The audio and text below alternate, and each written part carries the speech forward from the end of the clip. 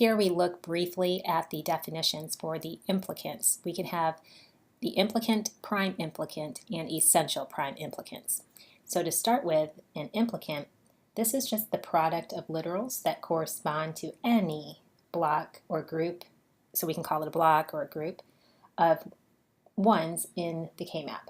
And remember, these are rectangular groups. As we choose these groupings in the KMap, these blockings, they have to be size 2 to the 0, 2 to the first, 2 to the second, 2 to the third, etc. So that does include single cells in the implicants, but as well as other groupings that reduce those products.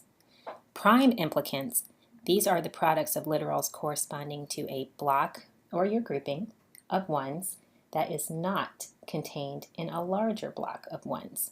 So if you can't contain it in a larger block of ones, then it is going to be a prime implicant.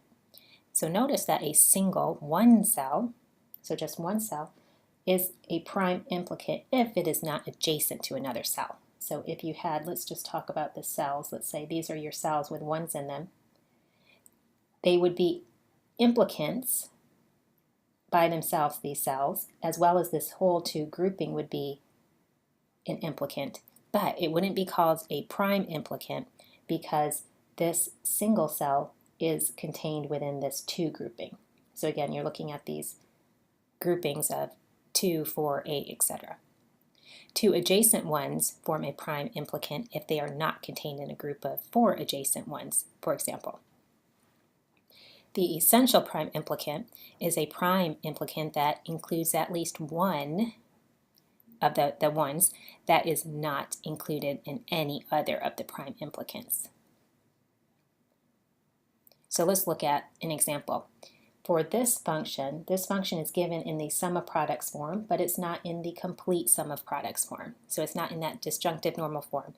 But when you put it into a KMap, we do write it as all the minterms, and the minterms are in the complete sum of product form.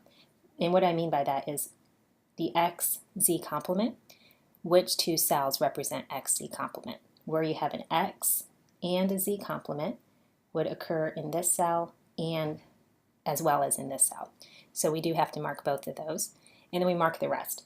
So all of the prime minterms is what you see as an entry in the KMap. Those are implicants, but as well as any, in this case, any groupings, or I guess I could only get size 2 to be my groups. So what would this group be?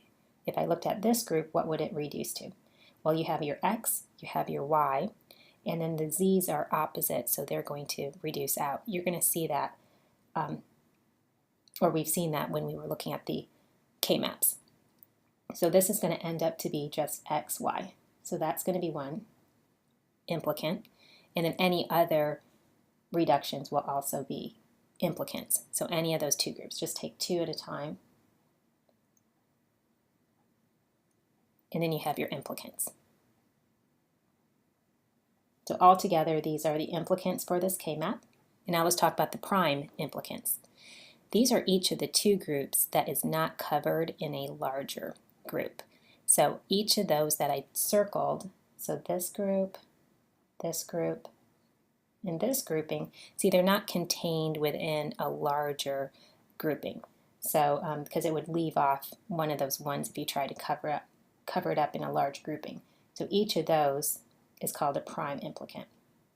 The essential prime implicants here will also be those that are listed above. The reason is, notice that each contains a cell that no other of those prime implicants contains. So let me draw that again. So when we were drawing this one over here on the left side is going to be left out of this 2 grouping. But then if I grouped these 2, for example, this one would be left out.